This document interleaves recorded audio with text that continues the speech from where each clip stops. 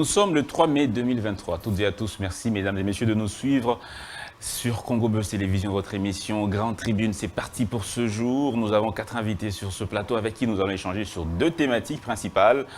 Ces thématiques qui vont donc faire l'objet de notre émission. Nous sommes là pour plus ou moins 1h30. 1h20, pardon. L'actualité reste dominée notamment par cette journée mondiale de la liberté de la presse. Aujourd'hui, une activité se tient ce jour, en ce moment même où je suis en train de vous parler. Une activité officielle qui est donc dirigée par le ministre de la Communication et Médias en présence du chef de l'État.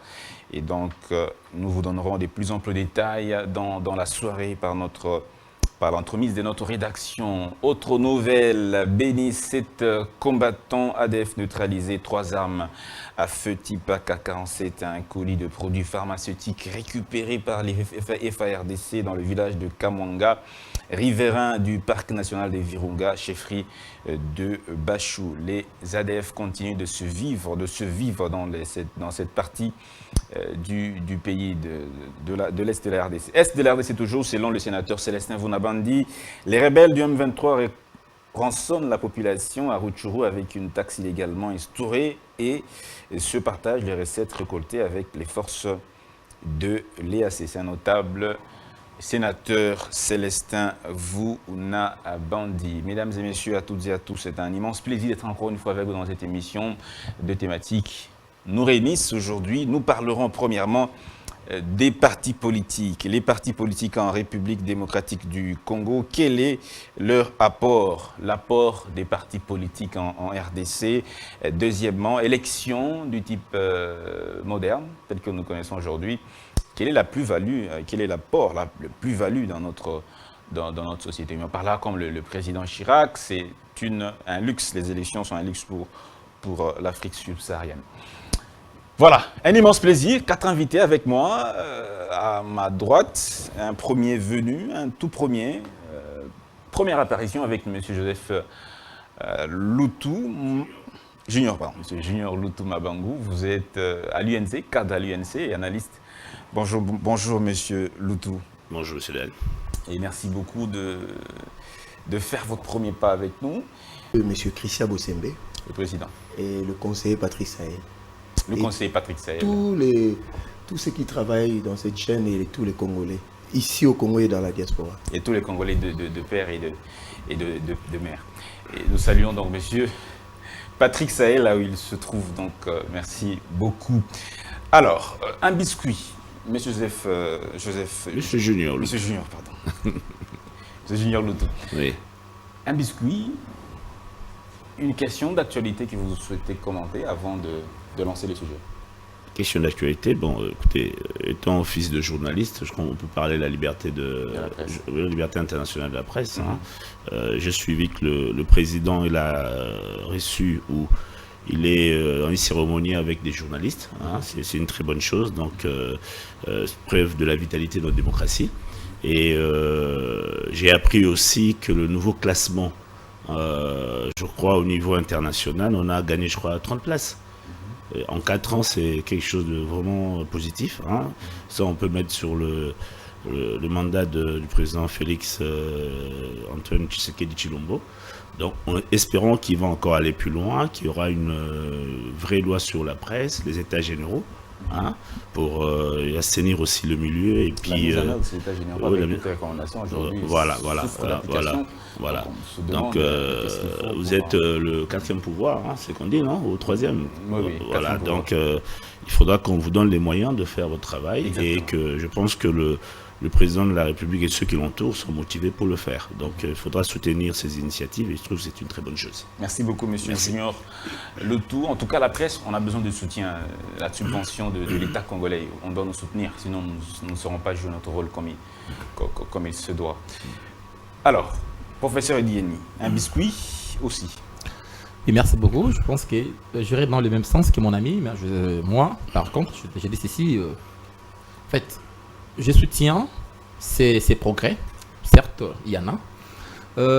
Mais la presse continue à être muselée dans notre pays. Mais il y a quand même des progrès. Il y a quand même des progrès. Hier, c'est pas pratiquement le même climat qui règne. On doit encore faire un peu quelques pas pour avancer. Mais cette liberté doit aussi se faire accompagner de la responsabilité. À un certain moment, la liberté apparemment s'accompagne du libertinage chez nous. Et on veut confondre liberté de la presse et libertinage de la presse.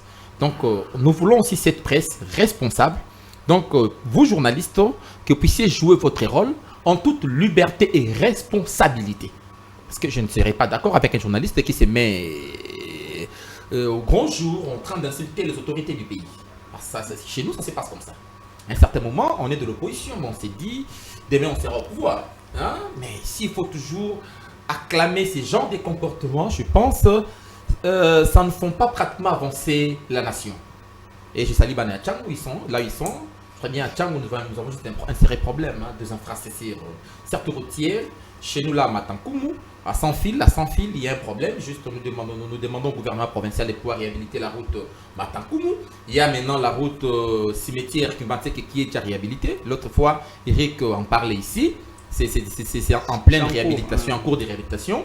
Mais il y a la route Mokali du pont Mango à Kibunda. Hein? Vraiment, c'est une route stratégique. C'est là où on a construit la sous-station SNEL pour alimenter tout Tchang en énergie électrique et une partie des Mwamba. Donc aujourd'hui, la SNEL ne s'est pas pratiquement vaguée à ses occupations parce que la voie est impraticable. Il y a aussi la route Nzoko. Donc là, nous demandons pratiquement à nos autorités de pouvoir y penser. Parce que c'est là où vivent plus de 3 millions. 3 millions d'électeurs. Okay. C'est vraiment énorme. Très bien. C'est bien aussi juste de leur aussi rendre l'ascenseur. Merci beaucoup. Très important. Monsieur Eri Massimbo, bonjour aussi. Un biscuit. Oui, merci beaucoup, cher Dan. Je crois que les autres compatriotes ont déjà parlé de la journée internationale de la liberté de la presse. Et moi, mon actualité, c'est la vie de Kinshasa, en fait. Monsieur Gentini Ngobila. Je ne veux pas citer le nom de Gentini Ngobila, bien que tu m'as poussé à les citer, mais je cite le gouverneur de la ville-province de Kinshasa, en fait. L'opération coup de poing. Une opération mal conçue, une opération inopinée qui fait souffrir aujourd'hui plus de 13 millions de Quinoises et de Quinois. Tirez beaucoup, ça fait des années. Non, en fait, vous avez un problème personnel? Non, aucun problème personnel avec M. Gentini Ngobila. C'est un grand frère. D'ailleurs, c'est un grand frère. Et puis, ceux qui te côté dans Kati, du quartier. On a obéi le quoi Bokilo. Parce que Nabala Musakata et pas Musakata. Si on te voit au cabinet de Ngobila, on comprendra alors. Non, si par exemple, il m'invite pour m'écouter, n'oublie pas que c'est un voisin. Que je puisse donner l'expertise, je vais le faire. De toute façon, Aza via Salongo, donc c'est un peu ça. Mais même via Salongo, mais quand je suis à Mabé, il faut se le dire en fait. Il s'agit de la ville de Kinshasa, c'est ici que je suis né. Il s'agit de la République. Oui. Ici, à l'hôpital Mamaïmo. Moi, je suis né ici. Mamaïmo ici. Donc, c'est ici que mon nombril est enterré à Peneba Okundangaï. Opération coup de poing, les Quinois en souffrent. Okay. Prenons l'exemple de Tomba Lubai. J'ai dit seulement, si cette opération n'est pas inopinée et qu'il n'y a pas la politique de 2 poids 2 mesures, pourquoi l'immeuble de Madame la bourgmestre Pepito Kilala et Télémikaka n'a venu Tombalibal à sa sortie du boulevard du 30 juin? Parce que c'est sur l'avenue. À part son immeuble, elle a encore construit un parking. Sur l'avenue? Sur l'avenue Tombalbaï. Est-ce que l'opération a déjà eu lieu à Gombe? Pourquoi ça tarde à Gombe? Ça viendra, ça. Quartier Sosimat. Je crois que même M. Junior Loutou, je crois, oui. Il a habité quartier Sosimat. Nous tous, nous avons habité quartier Sosimat. Là où il y a aujourd'hui Mercedes-Denis, nous on a habité là. C'est plus le même quartier. C'est plus le même quartier. Aujourd'hui, il y a des constructions sur le caniveau. Les collecteurs, même bien. Sur le collecteur, les grands collecteurs, les gens construisent des immeubles. Pourquoi l'opération coup de poing ne s'attaque pas aux habitants de la Gombe? Regardez, si on prend par exemple les beaux marchés. Cheta D. On a rasé Cheta. Mais arrivé au niveau des Régal, ils ont sauté. Pourquoi? Ils ont sauté Régal. C'est impuissant, non? Ils ont sauté Régal. Pourquoi? Pourquoi maltraiter les nationaux et privilégier les étrangers? Il faut qu'on casse aussi Régal.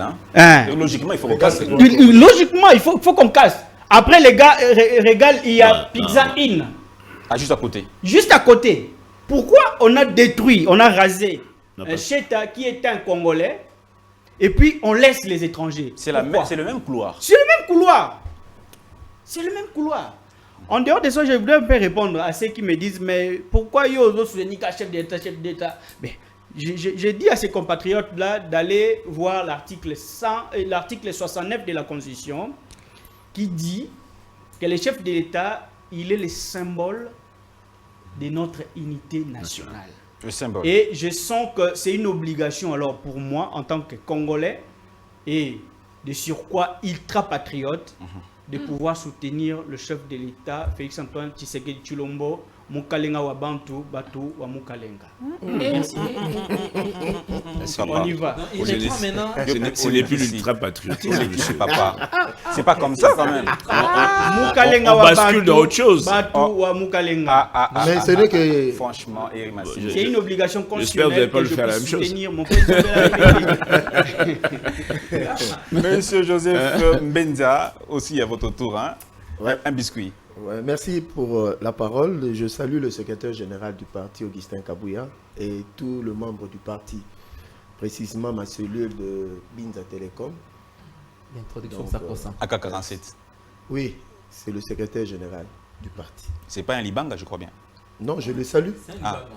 Bon, la journée internationale de la presse, tenez, remarquez que pendant 4 ans, 5 ans, il n'y avait pas de coupure d'Internet.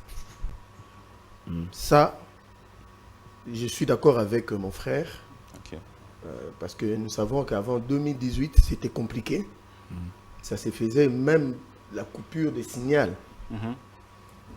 À Binza, il y avait des individus qui décidaient sur ça. Oui. Et on pouvait monter, et on lui dit, couper cette chaîne.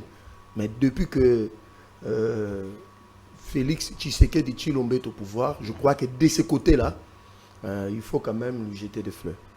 Et puis aujourd'hui, il y a l'inauguration de quelques bâtiments à l'UPN. Le chef de l'État sera là sur place. Je suis passé par là, il y a un monde fou qui l'attend là-bas. Il faut quand même encourager à l'UPN. Il faut encourager ce genre d'initiative.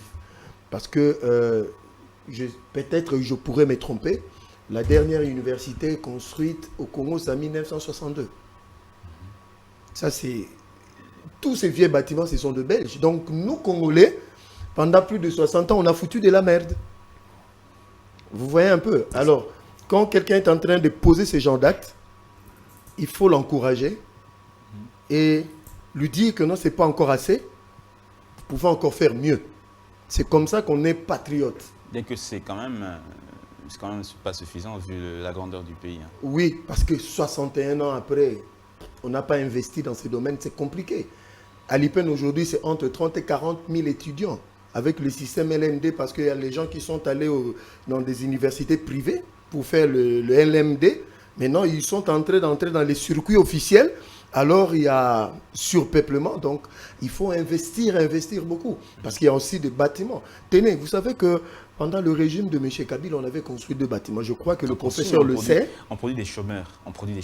Le produit des chômeurs. On produit des chômeurs. C'est pas qu'on construit les universités. On produit des chômeurs. Mais quand tu termines pour quelle politique de l'emploi? Là, il faut une autre émission. Oui, je crois. Ouais. Alors, il y a eu un bâtiment qu'on a détruit à l'IPEN. Je crois que le professeur a donné cours là-bas, qu'on appelait nouveau bâtiment vers le terrain. C'est tout un bâtiment qu'on a démoli, mais qui a coûté à l'État plus de millions de dollars, parce que le bâtiment était très mal construit. Il y avait même des risques que cela puisse s'affaisser. C'est vrai. Vous voyez un peu. Donc quand un président pense comme ça, il faut l'encourager et surtout remercier aussi le gouvernement, parce que ce n'est pas seulement le président, c'est le gouvernement, la rectrice de l'UPN et puis le chargé de mission du chef de l'État qui fait le suivi, M. Pirin Soulutadila. Exactement. Ouais, Dan, s'il te plaît, en parlant de questions d'actualité, je voulais quand même rappeler un fait grave qui s'est produit hier soir. C'est l'incendie de Pain Victoire. Pain Victoire, oui. Moi, j'ai assisté, malheureusement. Je me pose des questions. Il faudrait qu'on prenne cette histoire-là au sérieux, parce que Pain Victoire, c'est quand même 20 millions de pains par jour produits. Et ça va même au-delà de Kinshasa. Voilà, donc nous vivons des moments très difficiles. Vous savez, l'attachement qu'ont les Kinois pour le pain. Vous savez que toutes les révolutions ont commencé par le pain. Donc, il faudra que les autorités, notamment les autorités de la ville, hein, qui nous disent ce qui s'est passé exactement. C'est un acte criminel ou une négligence ou une panne d'électricité. Mais il faut pallier à ça très vite.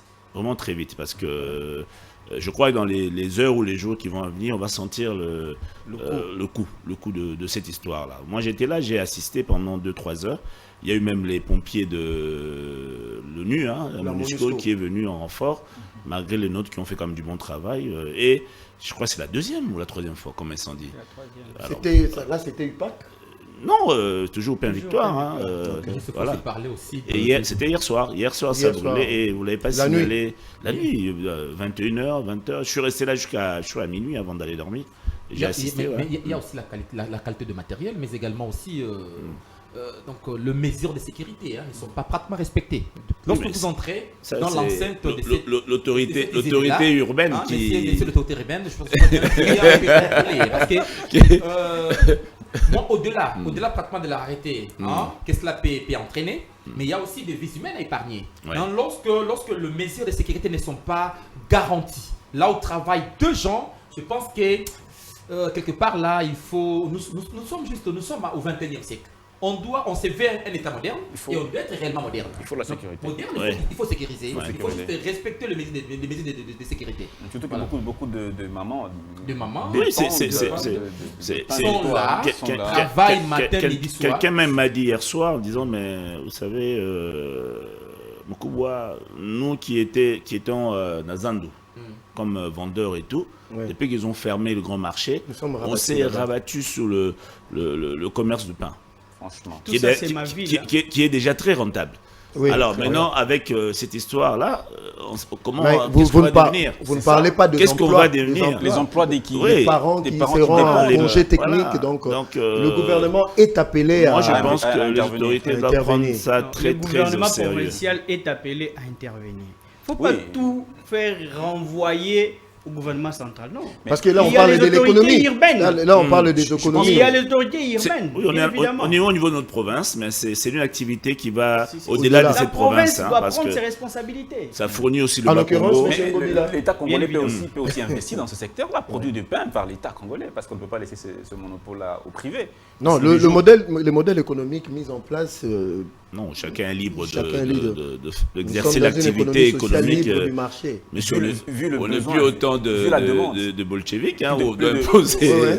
Non, laisser l'économie se mouvoir. Le privé, parce que la demande est grande. Ça favorise la concurrence, mais également l'amélioration de la qualité. Non, mais la demande est très grande.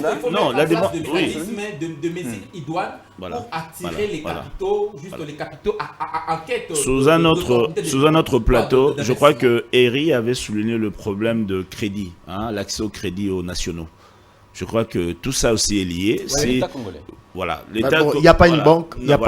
Si on a des banques, même des banques privées congolaises qui permettent aux Congolais, aux mamans congolaises, aux entrepreneurs congolais d'accéder au crédit, de créer des structures de production. Mais aujourd'hui, il n'y a pas de banque congolaise. Il n'existe pas. On doit rêver la Sofidé. Non, disons juste le taux d'intérêt est de 23%. Ailleurs, en Afrique, en Afrique c'est 6% globalement, mais chez nous c'est 23%. Lorsqu'on dit 23%, cela veut dire ceci. Tout celui qui produit, d'abord, doit prévoir les 23% de poids d'intérêt, mais également c'est que lui est censé gagner. Donc voilà pourquoi les produits sont si chers chez nous. Oui, parce et puis les nationaux n'accèdent pas facilement à ces crédits, ils ne savent pas investir. Toute économie qui se veut néolibérale, qui ne se fait pas accompagner de crédit, même les nations qui se veulent aujourd'hui puissantes, ce sont des nations qui sont pratiquement endettées. Donc il faut rendre aussi ces crédits-là accessibles à toute la population. Oui, c'est important. C'est le social de la population. Tout à fait. Merci beaucoup, M. Junior Loutou, d'avoir évoqué cet aspect des choses qui nous a permis quand même d'ouvrir cette parenthèse et chacun donne son avis. C'est quand même important. Je crois que les autorités sont interpellées par cette émission. Ils doivent en tout cas mettre la main à la pâte pour que le coup ne soit pas ressenti au niveau social. Très bien.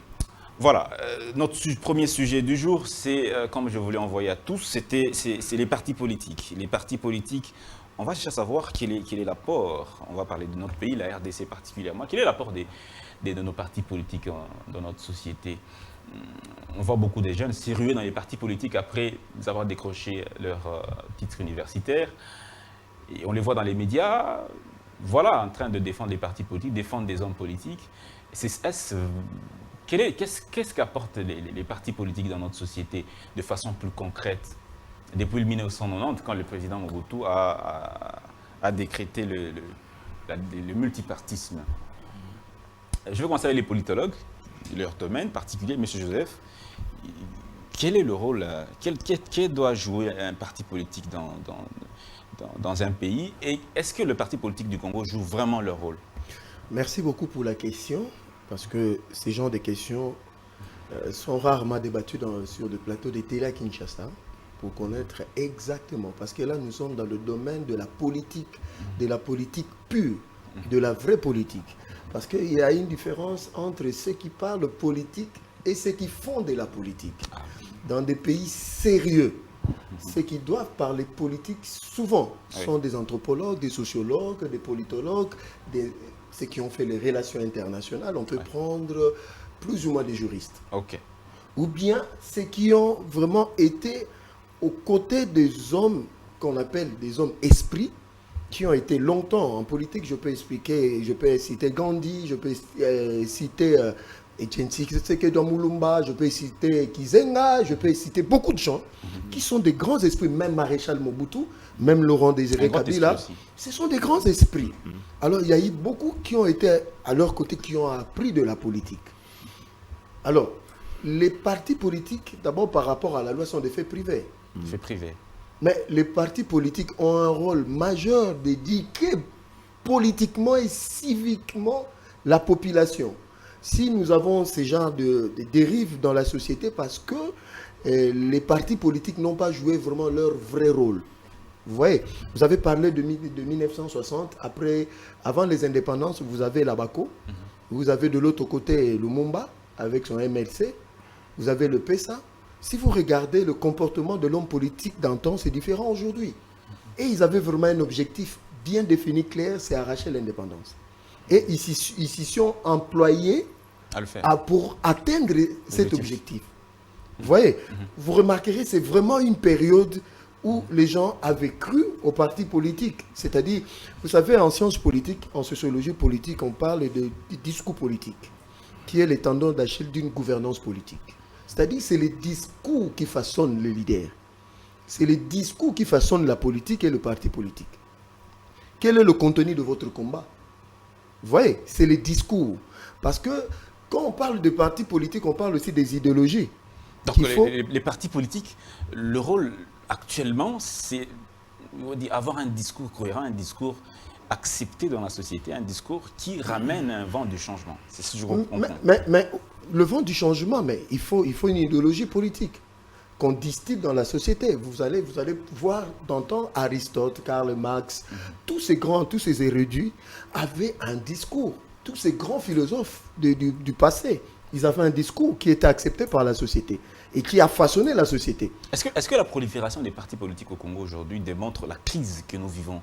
C'est la résultante de la crise économique, du manque d'emploi, de tous les maux que nous connaissons au Congo. C'est ça qui amène la création, la multiplication des partis politiques. Vous savez, en politique, il n'est pas exclu de monter des scénarios et des stratégies pour atteindre un objectif.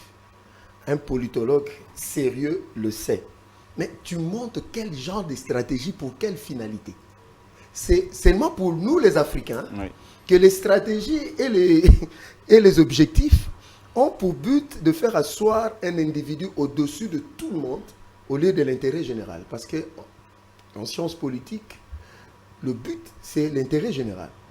Vous comprenez? Le but en sciences politiques, pour une gouvernance, c'est l'intérêt général. Donc un parti politique doit poursuivre l'intérêt général d'abord. Le parti politique, c'est un fait privé. Parce que le parti politique, celui qui fait de la politique, il veut conquérir le pouvoir et le conserver le plus longtemps possible. Je ne parle pas d'un individu, moi je suis de l'IDPS. C'est-à-dire que M. Félix Tshisekedi est haut pouvoir, la Constitution lui donne 2 mandats. Mais après ces 2 mandats, le parti doit travailler pour qu'après 2028, qu'il y ait un autre de l'IDPS qui puisse prendre sa place.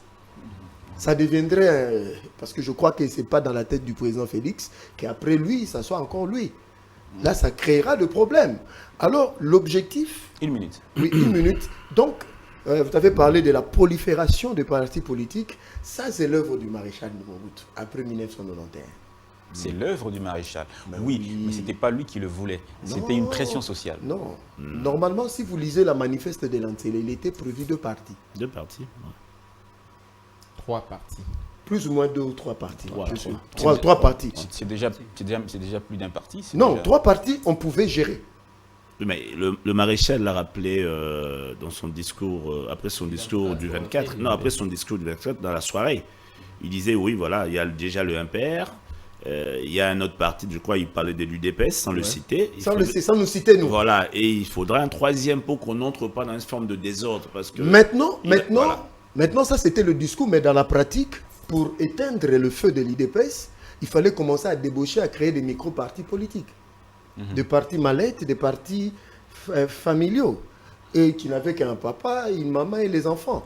Et le nombre était croissant. Aujourd'hui, on en est, je ne sais pas, avec les élections, on atteindrait 1000 partis, s'il vous plaît. Et Mobutu n'est pas là. Mobutu n'est pas là, mais parce que la loi actuelle, la loi actuelle sur les partis politiques ne restreint pas. Parce que moi, j'ai vu des gens créer des partis politiques pour les besoins électoralistes. Pour 2023. Beaucoup. Merci beaucoup. Monsieur l'anthropologue, quel est votre aperçu de cette question? En fait, si je dois entrer dans ma peau d'anthropologue, de l'homme de la société... Nous voulons cette peau-là. Voilà. Parce que ces débats, les sujets, les thèmes même nous appellent à être loin de la logique partisane, pour donner un débat de qualité. Le rôle des partis politiques, en fait, c'est de ça que nous parlons, en fait. Exactement. Les partis politiques, c'est en même temps une interface. Une interface entre le peuple et la mouvance qui dirige. Les partis politiques entrent aussi dans la logique, c'est vraiment un facteur déterminant pour la démocratie aussi. Il faut le savoir. Et les partis politiques ont aussi le rôle de pouvoir conquérir le pouvoir. Comme mon frère Mbenza l'a dit. Les partis politiques entrent aussi dans le rôle de l'éducation civique. Les partis politiques légitiment au-delà de tout aussi le pouvoir dont nous appelons démocratique. Et les processus démocratiques, dans le processus démocratique, on doit parler aussi des partis politiques. Bien qu'avant cela, c'est le peuple. Le parti politique, c'est juste l'expression du peuple. Et puis, et de ses lois. Et en fait, aussi, les institutions qui doivent exister de manière indépendante. Mais dans cette indépendance, il y a aussi l'interdépendance. Ce n'est pas pour rien qu'il y a un ministre des Relations avec le Parlement, en fait. Les partis politiques, en fait, c'est les piliers, en fait, qui doivent soutenir la volonté populaire et l'accompagner. Parce que le peuple ne peut pas parler tous au même moment, mais à travers des structures politiques, au moins, on peut entendre le peuple parler. C'est comme une vitrine, en fait, où on expose les opinions, les aspirations et la volonté populaire. Et cela est porté par les partis politiques. Mais est-ce en République démocratique du Congo, de manière classique, devrons-nous dire que nous avons des partis politiques? De manière classique, en fait. Parce que de manière classique, des partis politiques doivent se distinguer par leur idéologie. C'est l'idéologie qui distingue parti Y à un parti X. Il n'y a aucun parti politique au Congo. Mais aujourd'hui, nous trouvons des partis politiques qui ne partagent même pas la même idéologie, mais qui s'unissent ensemble. Est-ce qu'il y a des partis politiques au Congo? De manière classique, non. Il n'y en a pas. Il n'y en a pas. De manière classique, non. Il n'y a pas de parti politique. De manière classique, par rapport à la définition occidentale, il n'y en a pas. Mais un peuple s'oriente soi-même. Hein? Il faut se délester un peu de la logique occidentale, de la logique classique. Qu'est-ce qui permet de détecter l'existence réelle d'un parti politique dans un État, classiquement parlant? L'existence réelle d'un parti politique, c'est le contrepoids avec le pouvoir. Le contrepoids avec le pouvoir. Oui, de manière normale pour que tout le monde puisse comprendre. C'est le contrepoids avec les pouvoirs, mais le contrepoids est fait en suggérant, en apportant aussi des solutions ou des propositions ou des recommandations à ceux qui dirigent, qui sont au pouvoir. Oui. De manière normale, en fait, pour la compréhension de tous, c'est le contrepoids avec la mouvance dirigeante. Mais ici chez nous maintenant, cher Dan, ici chez nous, nous faisons ce qui est mieux pour nous.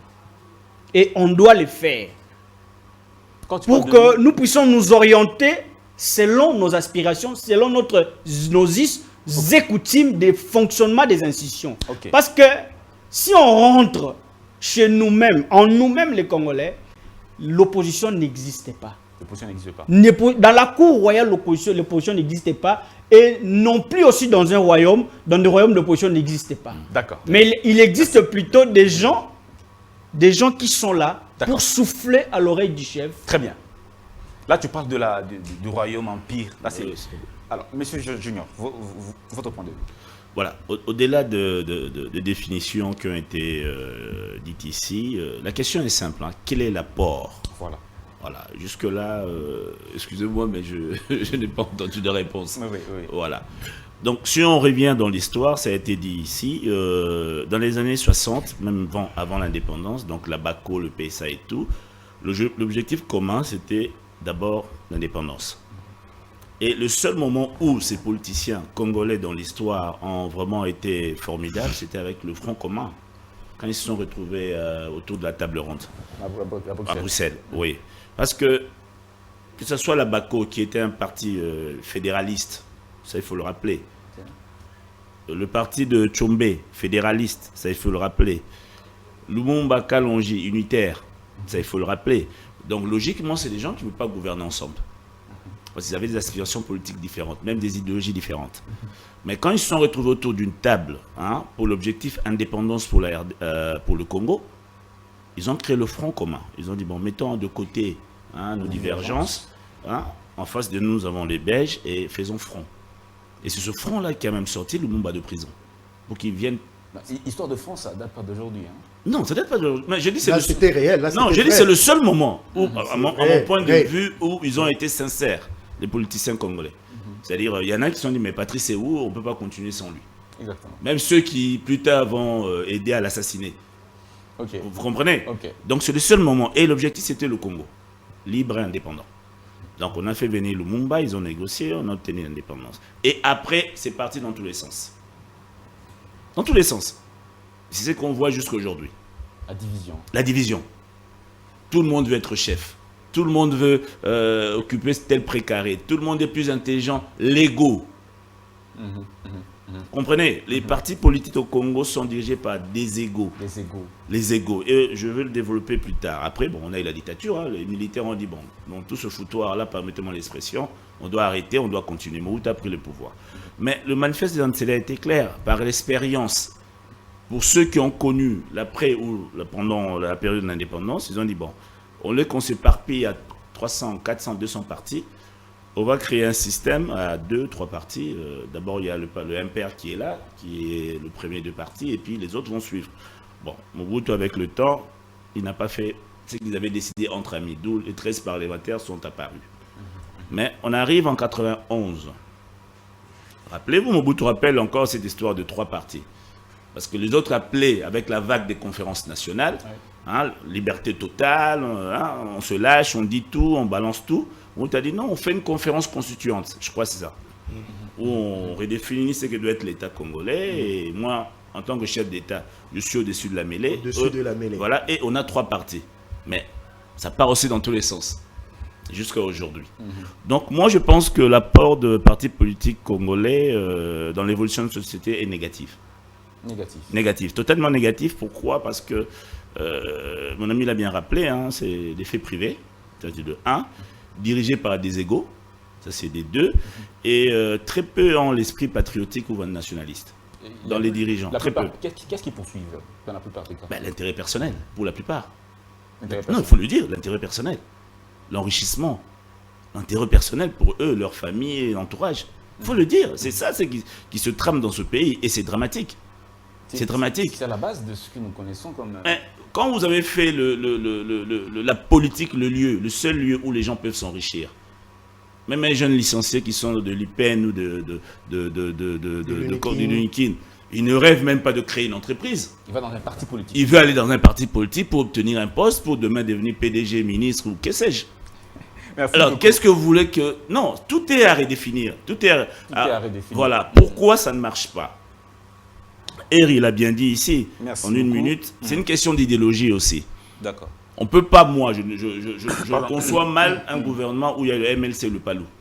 C'est des idéologies différentes, totalement opposées. Et pour défendre peut-être un intérêt commun, on peut se mettre ensemble. Comme, ça ne marchera pas. Impossible. Sous d'autres cieux, il y a ce qu'on appelle l'alternance. Vous êtes de la gauche, allez-y, dirigez. On va voir par rapport à vos idées de gauche. Okay. C'est que vous apportez à la société. Si ça ne passe pas, on passe à droite. Déjà, nos partis politiques, est-ce que nos partis politiques vivent déjà dans la démocratie? Déjà au sein même des partis politiques. Je vous dis que il y a très... Bon, moi, je ça n'existe pas. Non, si ça existe. Moi, je suis de l'UNC. Je sais que la démocratie est vivante et très chez nous, à l'UNC, les gens peuvent dire ce qu'ils pensent. La preuve, je le dis.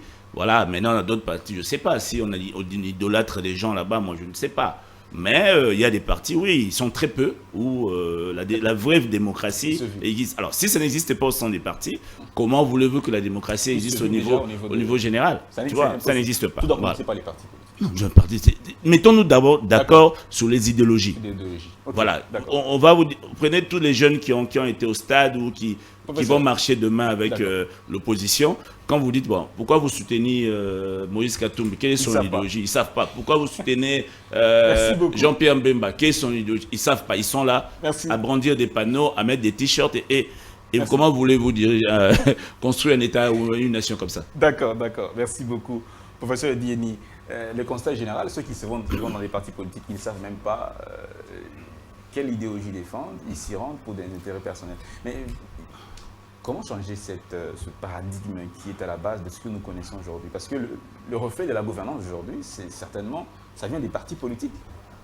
Bon, commençons d'abord par déclarer le fondatrice du parti en RDC. Je crois bien, nos partis sont partis des associations tribales, anciens élèves de catholiques, de frères et autres, qui sont réunis.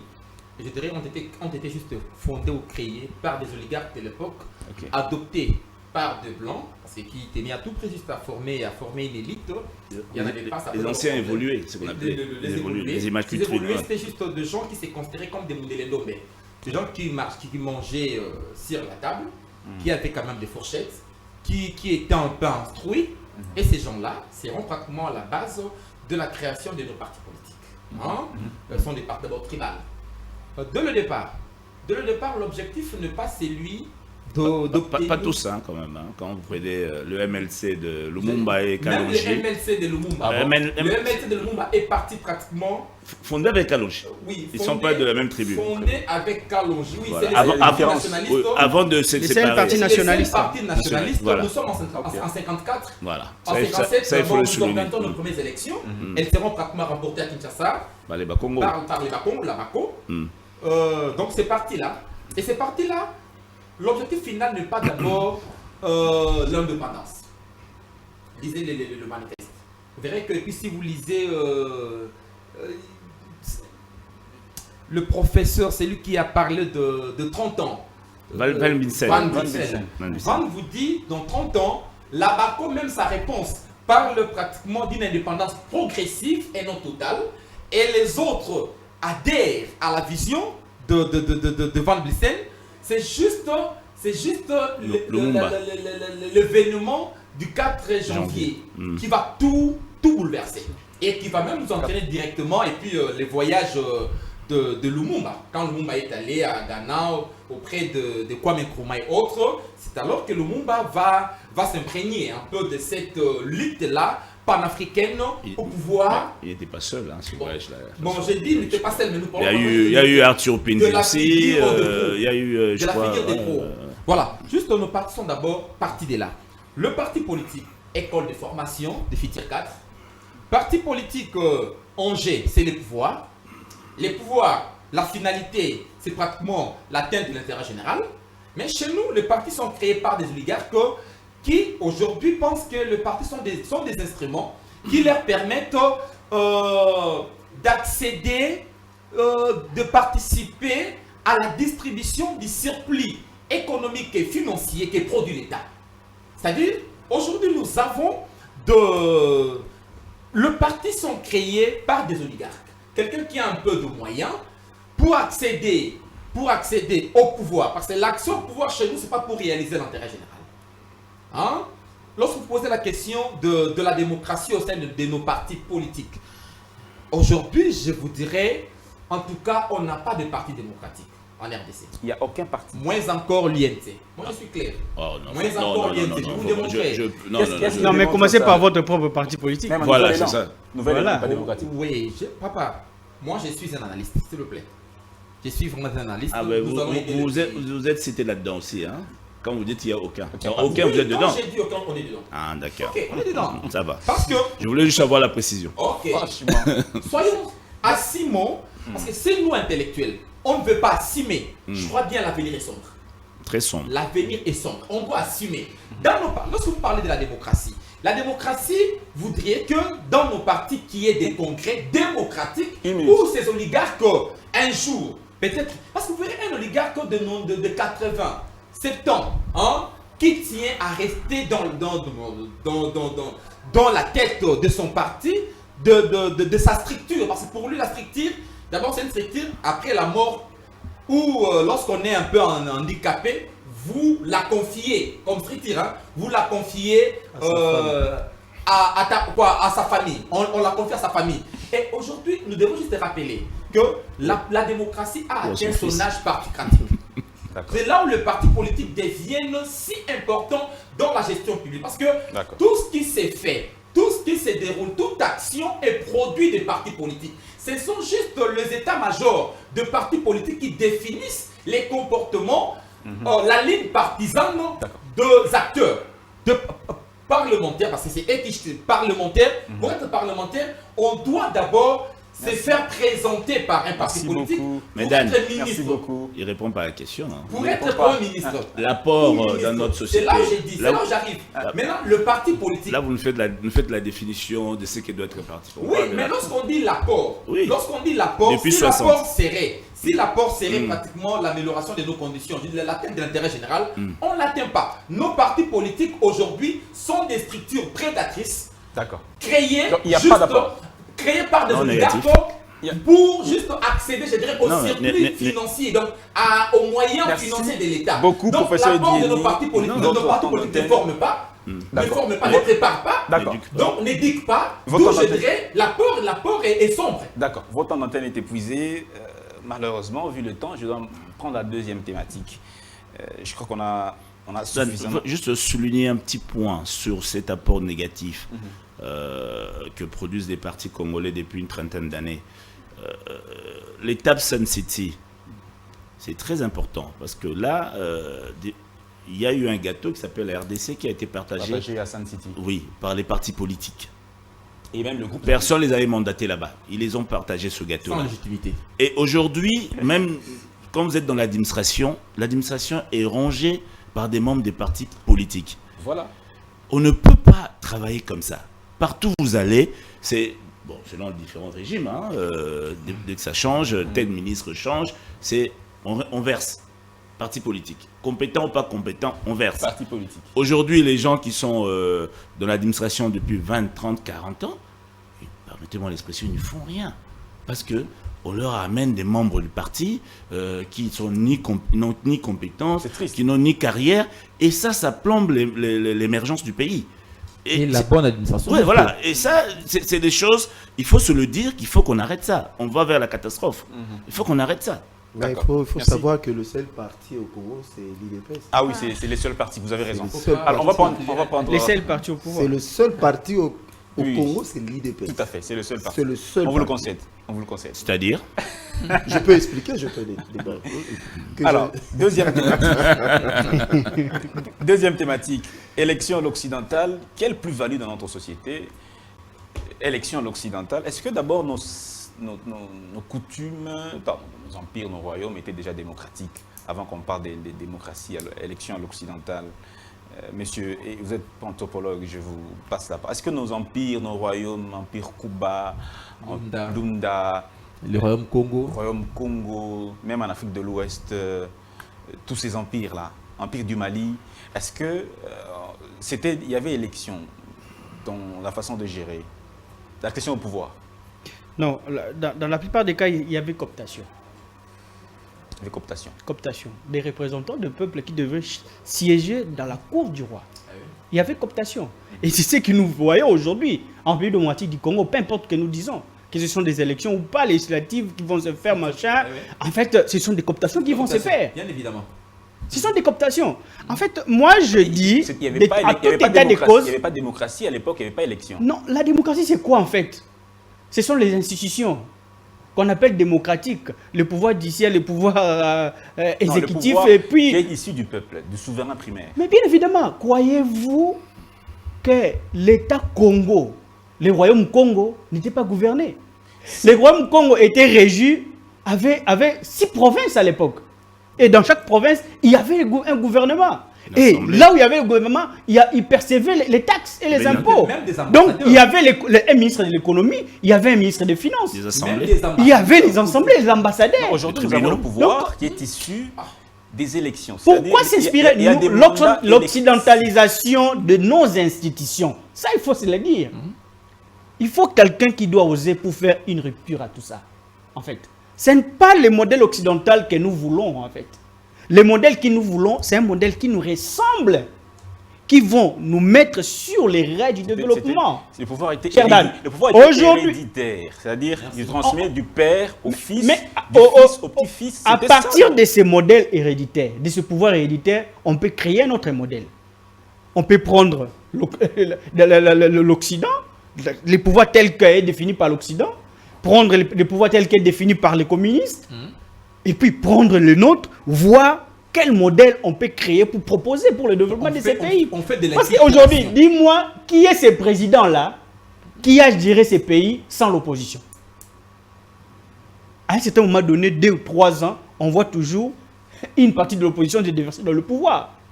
Donc on fait des choses qui ne nous reflètent pas, qui ne répondent pas à nos racines en fait. On cherche à le faire, mais ça ne marche toujours pas. À quoi on doit aller? Comment construire un modèle propre à nous? C'est ça le problème. Parce qu'aujourd'hui, il faut faire la rédaction d'une loi, on vous dit il faut les juristes. Mais dis-moi, est-ce que les juristes connaissent signer cette société? Non. Que les anthropologues? Que les anthropologues, que les sociologues, que les historiens, que les politologues? Non. Non. D'ailleurs, ils sont là pour appliquer. L'outil, l'objet de leur science est créé par les autres, est fait par les autres. Ce n'est pas le cas pour un anthropologue et un sociologue. Non, on étudie les faits, on analyse les faits pour faire des propositions, des recommandations concrètes pour le développement du pays. Cher Dan, il est temps. Il faudrait... Ne vous écartez pas des sujets. Dernièrement, j'avais parlé de la politique culturelle de notre pays. C'est ça qui doit définir les grandes lignes de notre économie, de notre finance, de notre technologie. La technologie, ce n'est pas l'avion qui vole, non. Bon. Même les pirogues qu'on pagaille avec, c'est de la technologie en fait. Parce que quand les gens parlent de la technologie aujourd'hui, on voit seulement la télé. Je parle de l'accession au pouvoir. Oui. Passant par les élections. Vous avez dit tantôt que nos empires, nos royaumes n'étaient pas démocratiques. Vous n'étiez pas... À la manière occidentale. À la manière occidentale, non. Ah. Mais donc, quand on voit maintenant, s'il faut étudier le fonctionnement des institutions, on remarque qu'il y avait la démocratie. Parce que Georges Balandier, qui est un anthropologue politiciste, hein, il nous a dit, il dit à ses frères occidentaux, ne regardez pas ces hommes avec nos lunettes. C'est-à-dire, vous regardez les autres par rapport à vous, par rapport à ce que vous êtes, par rapport à votre culture. Mais il faut entrer dans leur société pour comprendre comment est-ce qu'ils sont organisés. Merci beaucoup. Il y a d'autres anthropologues qui vous ont parlé du Kula. Mais pour les Mérindiens, c'était quoi le Kula? Merci. Je vous reviens incessamment. Monsieur Joseph Mbenza, Bon, on est d'accord que nos empires, nos royaumes ancestraux, on n'avait pas de démocratie d'élection. Le pouvoir n'était pas issu d'un système électoral quelconque, c'était soit héréditaire, soit par, comme il a dit, par cooptation. On a importé ce système des élections, démocratie à l'occidental. Non, le pouvoir royal était héréditaire. Héréditaire. Mais le Parlement, la cour du roi, était voilà. pris par cooptation des familles. D'accord. Alors, élection à l'occidental, telle que nous l'avons adoptée dans notre pays, et même dans beaucoup de pays africains et du monde, est-ce qu'il y a un avantage? Est-ce que c'est avantageux pour nous, Congolais? Merci beaucoup. C'est une question pertinente parce qu'il faut voir aussi l'évolution du temps. Okay. Même en Occident aujourd'hui, il y a des pays qui veulent sortir de ces systèmes. Il y a des soubresauts au Royaume-Uni, même en Belgique. Vous comprenez? Parce que la liberté, c'est un besoin humain. Parce qu'à un certain moment, c'est là, c'est des cas d'un individu, bien d'un groupe d'individus, sur des millions de gens qui vous conditionnent, qui vous donnent une orientation. Peut-être toi, tu ne veux pas ça. Vous comprenez un peu? Alors, les élections en soi, à l'occidental, transposées en Afrique, peut-être qu'il y a ce côté ethno-tribal, il y a ce côté du tribalisme, du clanisme, qui fauche un peu, mais l'idée n'est pas mauvaise. Voyez-vous? Dans le fond, c'est pas mauvais. Parce que tout ce qui ne vient pas de l'Occident est mauvais, et tout ce qui ne vient pas de l'Occident n'est pas aussi mauvais. Il faut l'équilibre entre ce que vous prenez et ce que vous ne voulez pas prendre. Okay. Les élections en soi, à l'occidental, n'est pas mauvaise. Mais c'est à nous maintenant de savoir comment en faire, comment les adapter. Vous voyez un peu? Parce que j'ai suivi mon frère l'anthropologue. C'est pas mauvais, c'est-à-dire ce que nous faisions à l'époque, c'était pas non plus mauvais. Mais c'est ça, il faut chercher l'équilibre parce que l'évolution du temps conditionne les gens à s'adapter. On ne peut pas rester dans un système carcan. Il faut que le peuple est censé évoluer. Non, le peuple, on est supposé avoir la liberté de décider parce qu'un seul individu, un couple de gens ne peut pas décider. Il a parlé des familles, il s'agissait de quelles familles? Des familles nobles. Le pauvre n'avait pas droit au chapitre. Le pauvre ne subissait que le dictat de ces gens-là. Ça, c'est l'histoire de l'humanité. Vous voyez un peu? Vous voyez? Si vous suivez l'histoire politique du monde, vous comprendrez. Parce qu'il y avait des prolétariats aussi. Il y avait des gens qui ont été minimisés. Parce que le monde, les gens cherchent la liberté, mais pas le libertinage. Ça, c'est en Occident. Mais Benza, c'est en Occident où il y a arrive maintenant en Afrique. Où les femmes ont été exclues du système électoral. Mais pas en Afrique. Hein. Je suis d'accord. Ça, c'est le débat qu'on doit faire. L'Afrique, les femmes étaient incluses. Ils disent la femme doit être... Non, la femme, dès le départ, était incluse. D'accord. Je suis d'accord avec vous, mais tenez, les élections en soi, ce n'est pas une mauvaise chose. Non. Mais l'objectif pour faire les élections, c'est là où on peut discuter.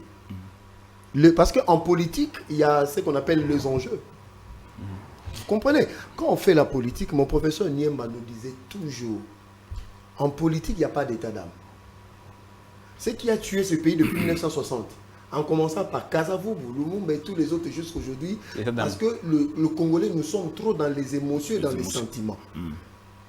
La politique se fait avec la tête et non le cœur. La politique, on réfléchit avec la tête. Et on met des politiques en place qui permettent l'évolution de la société. Vous comprenez? Mais c'est là où nous, les Africains, nous avons changé les choses à notre manière. J'y suis, je reste et je deviens le poste et le poste me devient je suis la fonction et la fonction me devient. Mais on a vu des États où il y a, en tout cas il y a démocratie, il y a changement du pouvoir. S'il vous plaît, un élément. Lorsque vous dites que mon prof m'a dit qu'en politique il n'y a pas d'état d'âme, vous savez, cette lecture machiavélique est largement dépassée. Non. S'il vous plaît. Non. Cette lecture machiavélique est largement dépassée. Elle a été tenue en fonction des intérêts, des réalités de son temps.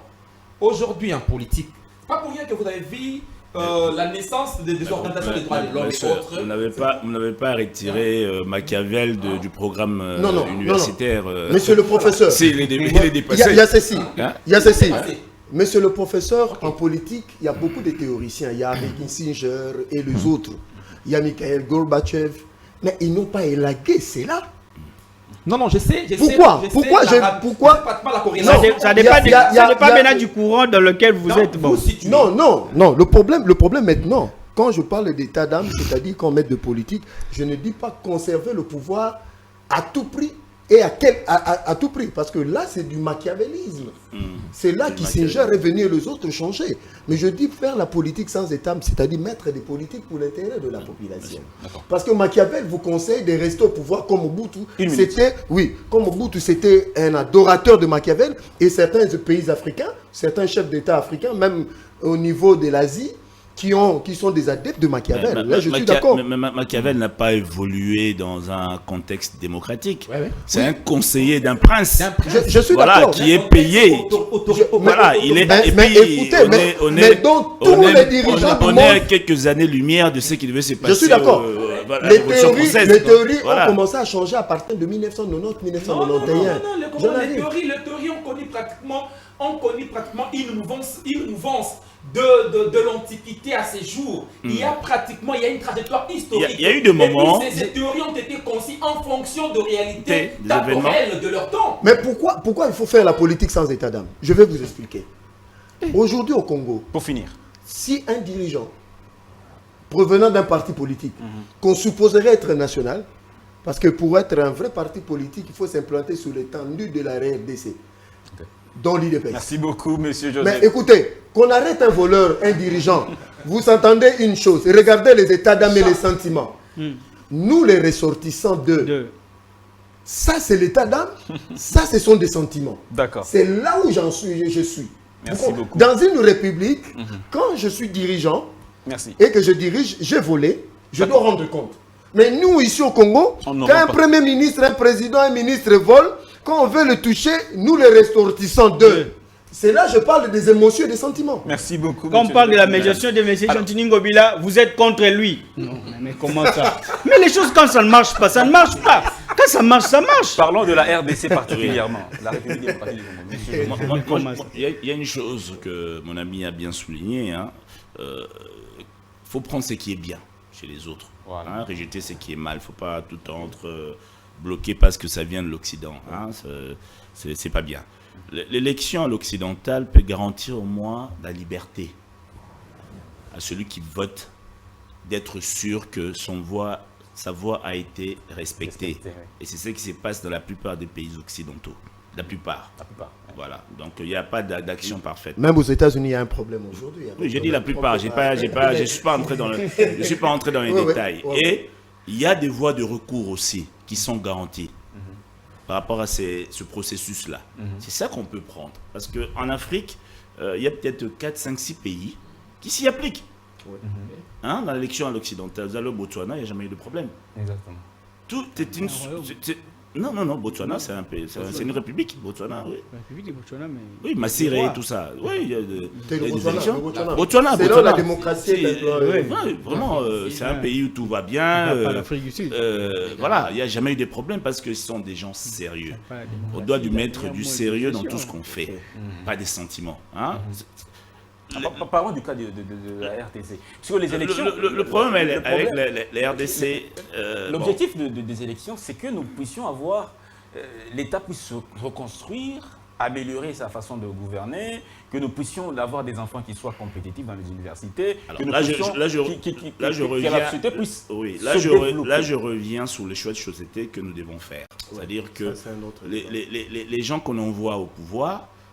je dois voter une personne qui je sais qui peut me garantir mon bien-être plus tard par rapport à sa manière de diriger, de gouverner. De ma tribu. Non, je dis moi, la personne Loutou qui vote, je ne parle pas de ma tribu. Okay. Voilà. Maintenant, si on entre dans les considérations d'ordre d'ego, je suis le plus intelligent, je suis le plus... Voilà. C'est pour ça que je dis que d'autres peuples qui sont plus sérieux que nous, ils s'y appliquent dans ces élections-là. Et ça marche. Voilà. Ça peut marcher chez nous. Ça peut marcher chez nous, mais nous, on a un problème. Tant qu'on n'a pas des institutions fortes, pas des hommes forts, des institutions fortes, qui garantissent le bon suivi de tous ces processus-là, qui feront en sorte Alors vous parlez des institutions d'appui à la démocratie. Oui. Que ce soit un appui à la démocratie, que ce soit une justice. Si demain, je sens que je suis lésé par rapport au vote, j'ai des recours, que je dois être sûr que... Voilà, vous comprenez ça? Et ça, l'élection, l'oxydation le garantit. Okay. Alors, si on revient maintenant à ce que Eri disait, par rapport à nos sociétés, c'est vrai qu'il y a eu des royaumes, il y a eu des empires et tout, mais on n'était pas dans un cadre démocratique. Et c'était des entités, on va dire, mono-ethniques, et ils peuvent s'entendre sur un chef qui est issu du doigt divin. Maintenant, quand on a mélangé tout le monde pour qu'on fasse le RDC, qui va écouter qui?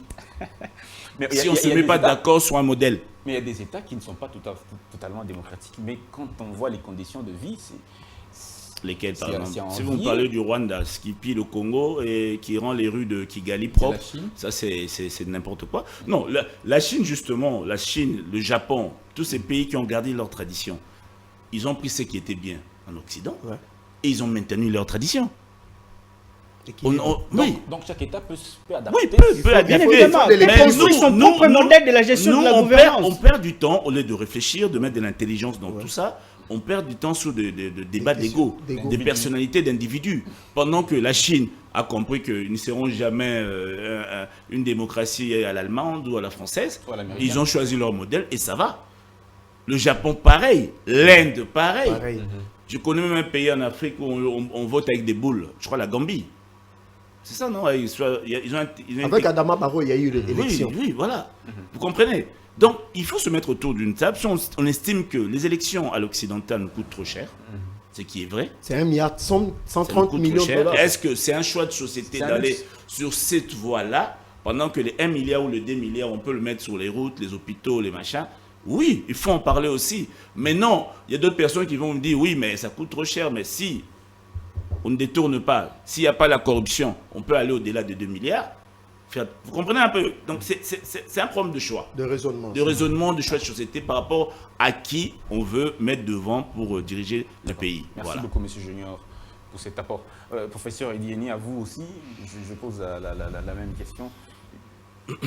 Qu'est-ce qui est mieux pour notre pays? Bon, juste, j'aimerais d'abord dire à mon ami Eric que... Eri Massimo, je dirais ceci, hein. Il y a la démocratie qu'il ne faut pas confondre avec le pratique démocratique. Parce que le mot démocratie tire son essence, hein, c'est grec, de la Grèce antique juste avec Périclès. Hein. Par contre, on retrouve le pratique démocratique partout, même dans nos empires et royaumes. Lorsqu'il dit Muntu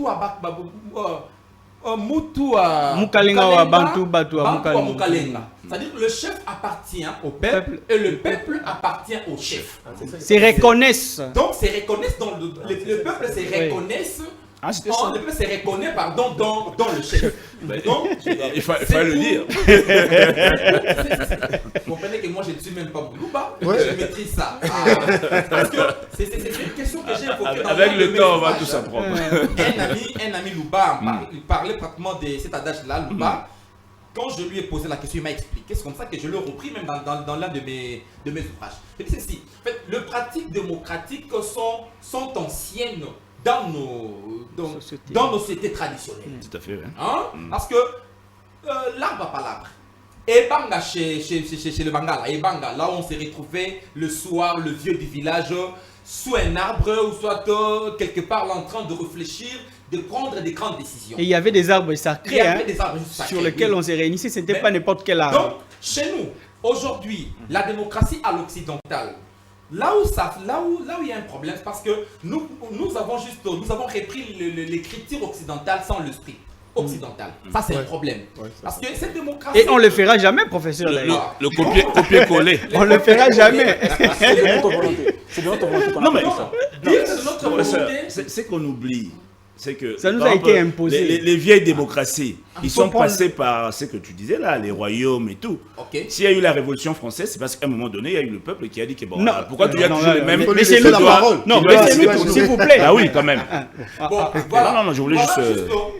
Lorsqu'on dit, moi je suis d'accord, lorsque vous parlez de l'inculturation. Une minute. Inculturation, comme Malou l'a disait, nous voulons pratiquement des cultes qui vont refléter nos réalités locales. C'est-à-dire tirer ce qui est bon du côté occidental, ce qui est bon chez nous. Vous faites un peu la symbiose, vous nous présentez un modèle qui sera propre aux Congolais, qui s'adapterait aux réalités congolaises. Mais les sociétés telles que nous la vivons aujourd'hui, elles sont vraiment un luxe pour nous Congolais. Vous savez, elles sont juste un modèle imposé. Les élections sont vraiment imposées. Imposées pourquoi? Aujourd'hui, avec la mondialisation ou la globalisation, où on veut nous imposer les modes, la culture occidentale, les modes d'organisation politique occidentale, ça ne marche pas. Voilà pourquoi à un certain moment, il nous faut organiser des ateliers, des conférences, des séminaires, des journées de réflexion. On doit quitter juste les querelles partisanes, tout ça, opposition, majorité, réfléchir sur la nation, définir la direction, la ligne plausible à prendre pour le bien-être de notre nation. Monsieur Joseph Mbedza, 1 minute pour finir avec vous. 1 minute. Qu'est-ce qu'il faut pour le Congo? Merci, c'est une bonne question. D'ailleurs, la réponse, je l'écrivais déjà. Tenez, au XIIe siècle, l'Europe était illettrée. Ce que nous vivons en Afrique, ils l'ont vécu au XIIe siècle. Nous sommes illettrés. Non, je ne dis pas que nous sommes illettrés, mais la manière de vivre. Mais vous savez, qui ont changé l'Europe? C'est des gens, des érudits, des savants, des gens qui ont réfléchi sur le modèle de société. Il faut qu'il y ait des intelligents. On a des gens hyper intelligents. Non, vous avez beaucoup d'universités et très peu d'intellectuels. Ah bon, ça c'est un correctif que j'accepte. Voilà. Il faut un modèle de société par rapport à nos cultures, par rapport à nos mœurs. Il faut qu'il y ait des gens qui réfléchissent. Vous savez, le jour qu'on éviterait, vous savez, quand je parlais de 1960 jusqu'à aujourd'hui, ceux qui Kasavubu a lobby, tous les Bakongos sont pour Kasavubu contre Lumumba. Si Lumumba parle, tous ceux qui sont de Lumumba sont d'accord avec lui contre Kasavubu. Et c'est jusqu'aujourd'hui. Voilà. C'est là où j'ai parlé d'état d'âme, des sentiments et des émotions. C'est des choses qu'il faut bannir. Que nous puissions nous mettre ensemble sur des questions précises. Questions de nationalité, d'intangibilité, de frontières. Qu'on soit rationnel. Merci beaucoup, M. Joseph. M. Junior Lutouli, qu'est-ce qu'il faut faire? Quel est le modèle qui convient au Congo, RDC? Moi, je pense qu'il faudra repenser l'homme congolais. Et c'est là que les intellectuels peuvent réfléchir un peu. Et au-delà de ça, ils viennent vraiment avec le don de soi. C'est-à-dire pas pour la famille, pour la tribu, pour s'enrichir, non. Mao l'a fait, même si je ne suis pas communiste, Gandhi l'a fait, voilà. Donc, c'est-à-dire que Nelson Mandela l'a fait. Il aurait pu aussi, en sortant de prison, il dit, bon, on zigouille tous les blancs. Il l'a pas fait. Vous comprenez? Tshisekedi père, il a fait aussi. Même le fils, il le fait aussi. C'est-à-dire que le don de soi, c'est-à-dire qu'à un moment donné, ma personne ne compte pas, seul compte, c'est le Congo. Et je vous dis, il y a des gens extraordinaires dans ce pays. Et le pays ne mettra même pas 1 an ou 2 ans à décoller, avec un peuple si vivace que le... Merci beaucoup. Monsieur Eric, 1 minute, s'il vous plaît. Qu'est-ce qu'il faut pour le Congo? Ce qu'il faut, au-delà de... D'abord, ce qu'il nous faut, il faut notre propre modèle. Comme tous nous l'avions dit ici. Notre propre modèle de développement, notre propre modèle de la gestion de l'État, de la cité, notre propre modèle de pensée, en fait. Vous prenez les élites contre quoi c'est quoi aujourd'hui, c'est quoi, comment on appelle ça? COVID. Le fait de copier-coller là. Ouais. Ah, le plagiat. Les plagiats, voilà. Mais nous voulons plagier à tout moment, pourquoi? Même nos projets de développement, nous plagions, pourquoi? Fais venir en raffiage. Nous plagions. Nous voulons tout plagier. Même nos façons de vendre les choses, les étalages par terre, c'est naturel à nous. Allez même en Asie, vous allez observer. Les peuples asiatiques vendent par terre, sur le terre. Mais ce n'est pas sur le terre que nous disons, les conditions hygiéniques sont réunies en fait. Merci. Mais aujourd'hui, quand nous voyons des mamans vendre leurs fruits sur la tête, nous les poursuivons, nous les arrêtons. Mais quand nous les poursuivons, nous les arrêtons, qu'est-ce que nous leur proposons en retour? Rien. Pour finir. Je n'ai même pas épuisé mes 60 secondes. On doit repenser pratiquement, on doit repenser cet appareil que nous appelons État. Lui a signé de nouveaux objectifs au regard pratiquement de nos réalités. En ce qui concerne la démocratie, j'aimerais pratiquement une démocratie inculturelle qui va intégrer nos valeurs, Des élections ne sont pas pratiquement une panacée. Il faut juste des élections avec une certaine ferveur locale, mais des élections qui seront basées sur des visions du monde. C'est-à-dire une compétition sur idéologique, et puis demain on aura une action programmatique qui sera fondée sur des idéologies. Donc, et puis des idéologies qui tiendront compte de nos idéologies aussi traditionnelles. Parce que ces idéologies, toujours l'occidental, nous ont pratiquement entraînés vers... nous sommes en dehors de toute orbite du développement. Pour y rentrer, on doit inculturer l'État, notre modèle, notre système, nos régimes, tout ça. Mesdames et messieurs, s'il vous plaît, cher Dan, malheureusement. Une réalité, s'il vous plaît. Vous savez, aujourd'hui... On n'a plus le temps. On fera certainement prochainement. Merci beaucoup. Le temps, c'est de l'argent à l'antenne. Très bientôt, il y a journal. Donc, je dois arrêter. Mesdames et messieurs, merci de nous avoir suivis. Ce débat n'est pas fini. On le poursuivra encore prochainement avec le même invité, le même casting, un bon casting. Merci, messieurs, pour la qualité de ce débat. Portez-vous bien et donc à la prochaine.